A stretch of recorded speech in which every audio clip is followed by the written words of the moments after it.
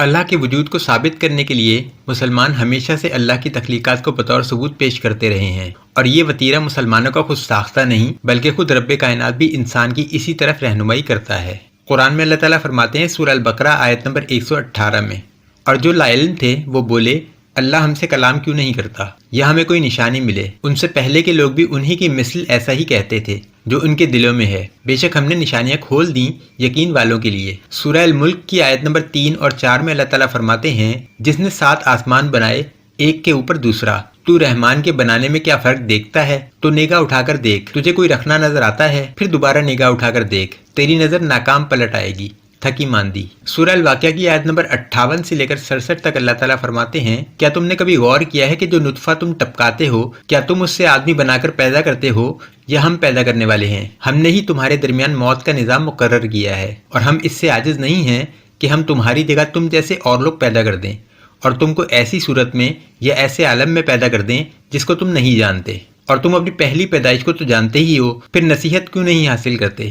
کیا تم نے کبھی غور کیا ہے کہ تم جو کچھ بیج بوتے ہو کیا تم اس کو اگاتے ہو یا ہم اگانے والے ہیں؟ اگر ہم چاہیں تو اس پیداوار کو خشک کر کے چورا چورا کر دیں تو تم باتیں بناتے رہ جاؤ کہ ہم پر تاوان پڑ گیا، بلکہ ہم بالکل محروم ہو گئے۔ ملحدین کا اعتراض یہ ہے کہ جب ہر چیز ڈیزائن کی گئی اور ڈیزائنر خدا ہے تو اس خدا کا بھی تو ڈیزائنر کوئی نہ کوئی ہونا چاہیے۔ یعنی منطق یہ ہے کہ یا تو خدا کے بھی ڈیزائنر کا اعتراف کر لیا جائے یا پھر مان لیا جائے کہ ہر چیز خود بخود وجود میں آتی چلی جا رہی ہے، یعنی کائنات اتفاقی حادثے کے نتیجے میں خود بخود تخلیق ہو گئی، انسان خود ہی پیدا ہو گیا، ہر جاندار اور ہر چیز جو ہم دیکھتے ہیں وہ از خود تخلیق ہو گئی۔ پہلے خدا کی اس تعریف کو سمجھ لیتے ہیں جو مسلمانوں میں رائج ہے، اور وہ تعریف یہ ہے کوئی ایسی ہستی جس نے ہر شے کو تخلیق کیا جو ہمیشہ سے ہو اور ہمیشہ رہے، یعنی نہ اس کا کوئی آغاز ہو نہ کوئی انجام، نہ وہ کسی سے جنا گیا ہو اور نہ اس نے کسی کو جنا ہو، اور اس کا کوئی ہمسر نہ ہو۔ یہ ہے مسلمانوں کے نزدیک خدا کی مختصر سی تعریف۔ اب آ جاتے ہیں ملحدوں کے اعتراض پہ۔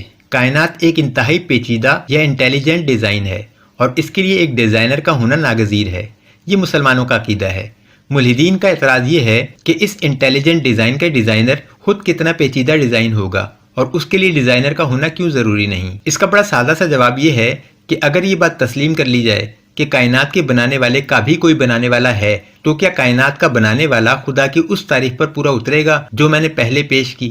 جی نہیں، مگر پھر خدا کی تعریف پر وہ پورا اترے گا جو کائنات کے بنانے والے کا بھی بنانے والا ہو، پھر اسے خدا سمجھا جائے گا۔ مگر رکیے، ابھی یہ سلسلہ ختم نہیں ہوگا، کیونکہ شیطانی دماغ پھر کیا یہ نہ پوچھے گا کہ کائنات کے بنانے والے کا بنانے والا تو موجود ہے تو کیا اس کا بنانے والا نہ ہوگا؟ وہ تو پھر اس سے بھی زیادہ عظیم ڈیزائن ہوا، پھر ہمیں ایک قدم اور پیچھے جانا پڑے گا۔ یہ ایک مسلسل اور لا حاصل سلسلہ رہے گا اس وقت تک جب تک انسان کسی مقام پر اپنے آپ کو روک کر کسی ایک ڈیزائنر کو خدا تسلیم نہ کر لے، ورنہ تو جس بنانے والے کو بنانے والا موجود ہے تو پہلا بنانے والا تو خدائی منصب کی تعریف پر پورا اتر ہی نہیں سکتا۔ مختصراً یہ کہ جس مقام پہ ہم اس بحث کو ختم کریں گے اس مقام کی آخری ذات کو بہرحال ہمیں خدا تسلیم کرنا ہی پڑے گا۔ اس مسئلے کے صرف 2 ہی حل ہیں۔ پہلا یہ کہ کائنات کی تخلیق سے متعلق جو واحد خدائی دعویٰ موجود ہے اسے اسی کے دعووں پر پرکھ لیا جائے۔ جس نظریہ امکانات کا فائدہ سائنس کو دیا جاتا ہے اسی نظریہ امکانات پر خدا کو بھی پرکھ لیا جائے۔ میں نے تو آج تک سائنس کو ہی قرآن کی تصدیق کرتے پایا ہے۔ بلا شبہ اس تصدیق سے پہلے سائنس ہر دیوار پر اپنا سر ضرور ٹکراتی ہے کہ حرام ہو جائے قرآن کو نہ ماننا پڑے، مگر آخر آنا وہیں پڑتا ہے جس راستے کی طرف قرآن رہنمائی کرتا ہے، اسی کو زیر نظر رکھ کر تخلیقات کا جائزہ لیا جائے۔ اور دوسرا یہ کہ ہر تخلیق کے خالق کا سرے سے انکار کر دیا جائے، چاہے وہ انٹیلیجنٹ ڈیزائن ہو یا نان انٹیلیجنٹ۔ اگر ہم دوسرے حل پر چلتے ہیں تو ہمارے پاس ناقابل حل سوالات کی ایک لمبی قطار ہے۔ ہمیں ارتقاء کا نظریہ یہ بتاتا ہے کہ انسان جانور سے ارتقاء پذیر ہوا، جانور پودوں سے اور پودے ایک یک خلوی جرثومے سے، مگر سائنس کی گاڑی بھی یہاں آ کر اٹک جاتی ہے کہ پہلی زندگی یعنی وہ یک خلوی جرثومہ کہاں سے آیا؟ پھر ارتقاء کی تھیوری بذات خود ایک انتہائی متنازع تھیوری ہے۔ محض اپنی بات کو سچ ثابت کرنے کے لیے جوابات گھڑ لیے گئے۔ مثلاً ارتقائی نظریے کے مطابق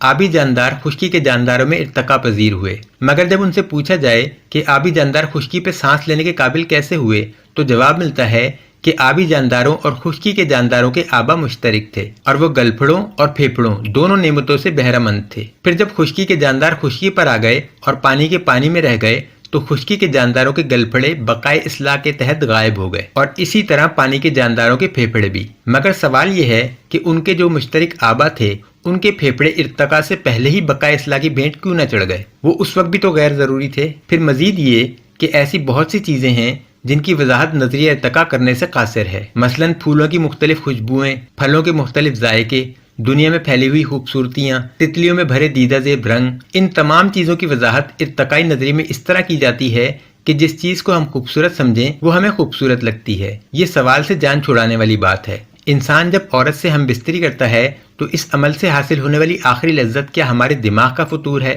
کوئی ہے جو یہ چاہتا ہے کہ انسان بچے پیدا کرے، ورنہ ضرورت تو محض ضرورت ہوتی ہے۔ اس میں اس لذت کا کیا کام تھا؟ کیا خود بخود پیدا ہو جانے والے انسان کے لیے یہ ممکن نہ تھا کہ وہ بغیر لذت کے بچے پیدا کر لیا کرتا، یا بغیر ذائقے کے آم، انار اور کھجور کھا کر طاقت حاصل کر لیا کرتا؟ پھر ارتقائی نظریے پر مجھے جو سب سے بڑا اختلاف ہے وہ یہ کہ بندر کو انسان میں ارتقا پذیر ہونے کے لیے لاکھوں برس درکار ہیں، مگر ایک قطرہ مادہ منویہ محض 9 مہینے میں ارتقا پذیر ہو کر جیتے جاگتے انسان میں تبدیل ہو جاتا ہے۔ کیا اس ارتقا کی کوئی عقلی یا سائنسی توجیہ پیش کی جا سکتی ہے؟ زمین میں ایک چھوٹا سا بیج بوتے ہیں اور وہ درخت میں تبدیل ہو جاتا ہے، جس میں لکڑی بھی ہے، چھال بھی، پتے بھی اور شاخیں بھی۔ کیا اس ننھے سے بیج میں یہ سب کچھ موجود تھا؟ خدا کے انکار کا منکرین کے پاس صرف ایک ہی راستہ ہے، کوئی ایسا عمل جو پہلے بیان کی گئی خدائی تعریف کے خلاف ہو۔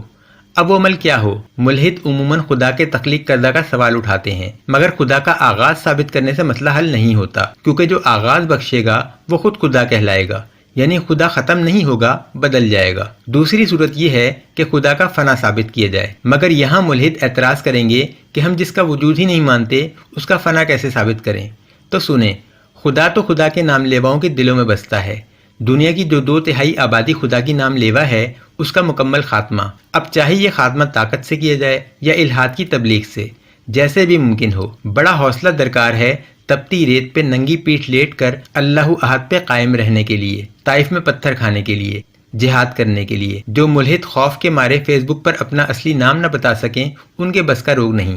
خدا کے نام لیواؤں کو ختم کرنے کا اختیار انسان کے پاس نہیں ہے، یہ کام خدا خود کرے گا جب دنیا ختم کرنی ہوگی، مگر اس دن یہ جھگڑا ہی ختم ہو جائے گا، قیامت آ جائے گی۔